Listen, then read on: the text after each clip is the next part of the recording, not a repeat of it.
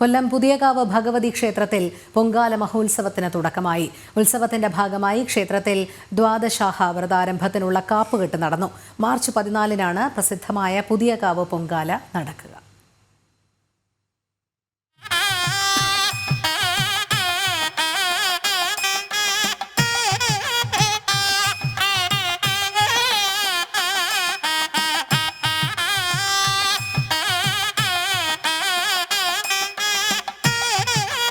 പുലർച്ചെ അഷ്ടദ്രവ്യ ഗണപതി ഹോമത്തോടെ ചടങ്ങുകൾ ആരംഭിച്ചു. ക്ഷേത്രം മേൽശാന്തി ഇടമലയില്ലത്ത് ബ്രഹ്മശ്രീ എൻ മുരളി മുഖ്യ കാർമ്മികത്വം വഹിച്ചു.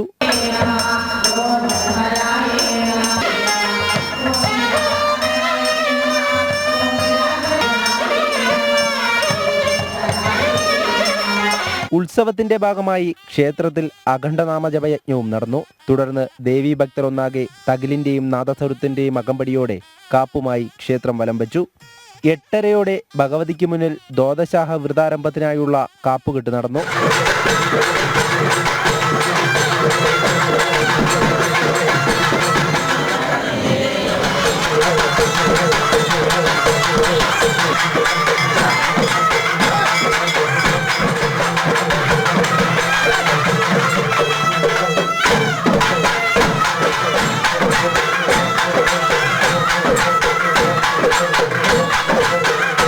വ്രതം ആരംഭിച്ചു കഴിഞ്ഞാൽ കാപ്പുകെട്ടിയ ഭക്തർ വീട്ടിലേക്ക് പോകാറില്ല.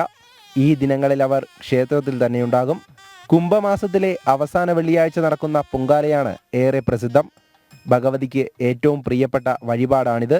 ഭക്തജനങ്ങളുടെ ദുരിത ദുഃഖങ്ങളെ മധുരപൂർണമായ പായസം ആയി പാകം ചെയ്തിട്ട് അത് അതിമധുരമായി ഭക്തന്റെ പ്രാർത്ഥനയെ ഭഗവതിയിങ്കലേക്ക് ലയിപ്പിക്കുന്ന മഹനീയമായ ചടങ്ങാണ് പൊങ്കാല. അമ്മയെ സംബന്ധിച്ച് ഇഷ്ട വഴിപാട് പൊങ്കാലയാണ്. മറ്റുള്ള ക്ഷേത്രങ്ങളിലെ പൊങ്കാലയിൽ നിന്ന് വ്യത്യസ്തമായിട്ട് ഇവിടുത്തെ ഭരണസമിതി പ്രകൃതിക്ക് അനുകൂലമായ ഒരു പൊങ്കാലയാണ് നടത്തി വരുന്നത്.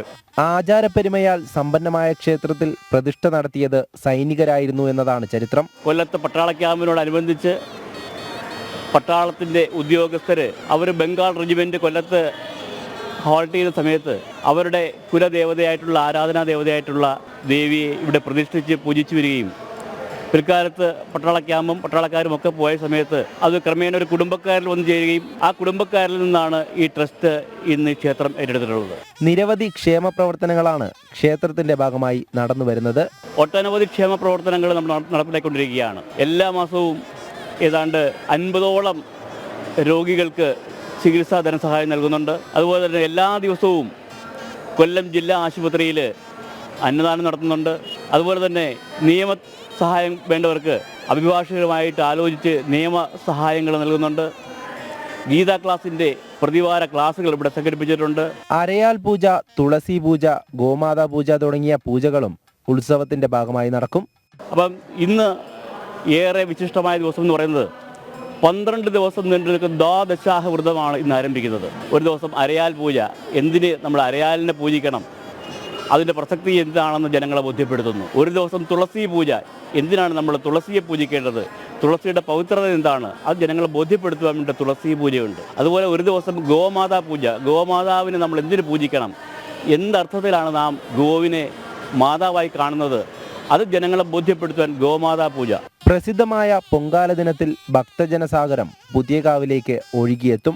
നഗരത്തെ 50 ബ്ലോക്കുകളായി തിരിച്ചാണ് പൊങ്കാല നടക്കുക. സേവാഭാരതിയുടെ സേവന പ്രവർത്തനങ്ങളും ഉത്സവ നാളുകളിലുണ്ടാകും. 11-ാം തീയതി 10ഓളം ഡോക്ടർമാരടങ്ങുന്ന സംഘമാണ് സേവാഭാരതിയുടെ നേതൃത്വത്തിൽ എത്തിച്ചേരുക. പൊങ്കാല ദിനത്തിൽ പാൽക്കുടമെഴുന്നള്ളത്ത്, മഞ്ഞനീരാട്ട് എന്നിവയുണ്ടാകും. വൈകിട്ട് ശക്തികുംഭ എഴുന്നള്ളത്തിന് ശേഷം നടക്കുന്ന കുരുതി സമർപ്പണത്തോടെ പൊങ്കാല മഹോത്സവത്തിന് പരിസമാപ്തിയാകും. ജനം, കൊല്ലം.